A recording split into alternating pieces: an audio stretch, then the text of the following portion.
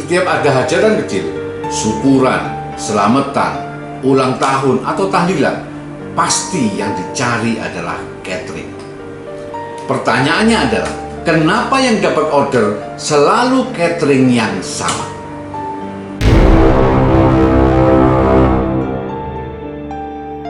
Di video ini saya akan mencoba memulai usaha UMKM catering untuk hajatan yang kecil dari nol. Mulai dari dapur rumah, tanpa restoran, tanpa ribet, tetapi bisa menjadi langganan seluruh warga. Yang pertama, kita harus pahami pasar hajatan yang kecil dulu. Hajatan kecil itu beda dengan event besar. Jumlahnya hanya sekitar 30-300 porsi lah, ya maksimal. Tetapi sering dan rutin. Ya, contohnya saja mesti syukuran rumah gitu ya, kemudian akikoh, tahlilan, ulang tahun, bahkan sampai ke pengajian. Intinya adalah orang itu cari rasa yang cocok di lidah warga, ya, dan harganya masuk akal dan bisa dipercaya. Yang kedua, kita harus bisa menentukan paket menu untuk hajatan. Kunci catering hajatan itu jualnya sistem paket menu, ya. Bukan satuan, tetapi sistem paket. Pokoknya satu kotak, ya itu harganya. Ya contoh, nasi putih, ya, ayam goreng atau ayam kecap, kemudian mie atau bihun, ditambahkan lagi dengan sambal, kerupuk, mineral plus 2. Ya, jadi buatlah 2 atau 3 paket menu dulu. Misalnya paket sederhana, kemudian paket standar, atau paket yang agak lengkap, sehingga ada pilihan. Tetapi yang utama adalah pastikan rasanya enak dan bersih. Selanjutnya kita hitung modal dan sistem produksinya. Ya, modal catering hajatan kecil itu ya relatif sangat aman. Ya, karena pesanan itu biasanya sudah DP dulu. Ya, modal utamanya hanyalah bahan baku, kemudian gas atau bumbu-bumbunya, ya, kemudian boxnya atau beseknya atau wadahnya. Masaknya kita lakukan secara bertahap. Kita harus bisa memanfaatkan kulkas atau kita atur jadwal, ya, sehingga kita rapi dan supaya kita tidak keteteran pada saat ada event. Dan yang keempat, kita baru menentukan harga yang cocok untuk warga kita sekitar. Harga catering itu sangat-sangat sensitif. Terlalu mahal, maka kita akan ditinggalkan. Tetapi kalau terlalu murah, kita akan capek dan tidak mendapatkan apa-apa. Jadi kita harus cari harga yang wajar.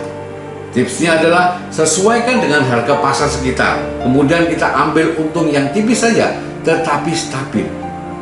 Intinya kita harus fokus ke volume. Semakin banyak orderan itu, maka keuntungan kita akan semakin banyak. Ingat, yang penting itu repeat order dan nama baik kita.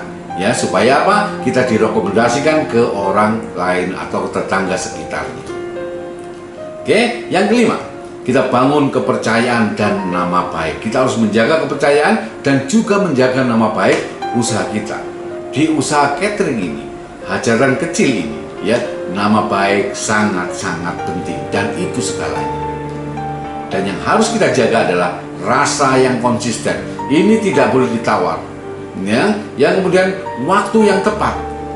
Jadi kita pada saat pengiriman itu kita harus betul-betul pastikan bahwa nasi kotak kita sudah terkirim sebelum event terlaksana. Ya, kemudian porsi yang selalu sesuai dengan takaran. Ya, dan tentunya sikap ramah kita pada saat melayani, pada saat menerima order, pada saat mengirimkan produknya. Ya, ingat, sekali mengecewakan, kabar itu bisa ke seluruh warga kita. Tapi sekali itu memuaskan, maka itu menjadi promosi yang menjadi besar. Ya, seperti bola salju yang terus bergulir sampai menjadi besar. Kemudian yang keenam, bagaimana cara mendapatkan order pertama itu? Ya, order hajatan kecil biasanya datang dari mulut ke mulut. Ya, maka strategi kita adalah kita harus kenalkan kepada Pak RT, kepada Pak RW, kepada Ustadz, ya, kepada Mutin. Kita harus kenalkan, ya, kita berikan kotakan, ya, kita berikan free. Pokoknya intinya kita kenalkan kepada mereka yang sering mengadakan event. Kemudian yang kedua, kita berikan tester pada saat acara-acara kecil. Kalau seandainya ada acara rapat kecil, kepanitiaan dan lain sebagainya, kita harus support untuk memberikan tester, ya, supaya rasa daripada masakan kita dirasakan mereka. Ya, selanjutnya kita harus aktif ke WhatsApp group. Ya, kita infokan bahwa kita memiliki usaha catering, yang mana mereka bisa mengetahui bahwa kita memiliki usaha catering tersebut. Ya, dan selanjutnya kita harus, kalau sudah ada yang order, kita harus minta komentar daripada yang sudah order tadi. Artinya apa? Kita minta pelanggan yang puas itu untuk bisa merekomendasikan ke teman, tetangga, saudara, dan sekitarnya. Intinya adalah kalau satu hajatan sukses, biasanya besok-besok mereka akan mencari kita lagi. Bahkan dia akan menceritakan ke tetangganya, ke temannya, ke saudaranya, dan ke orang-orang yang mereka kenal. Saudara, usaha catering hajatan kecil itu nggak perlu viral. Yang penting dipercaya dan konsisten harga kita, serta harga kita tidak terlalu mahal.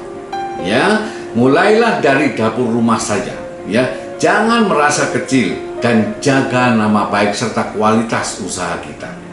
Ya, kalau video ini bermanfaat, like, share ke teman-teman Anda yang mau usaha catering, dan tulis di komentar, kamu mau fokus di hajatan jenis apa? Kecil, besar, atau menengah?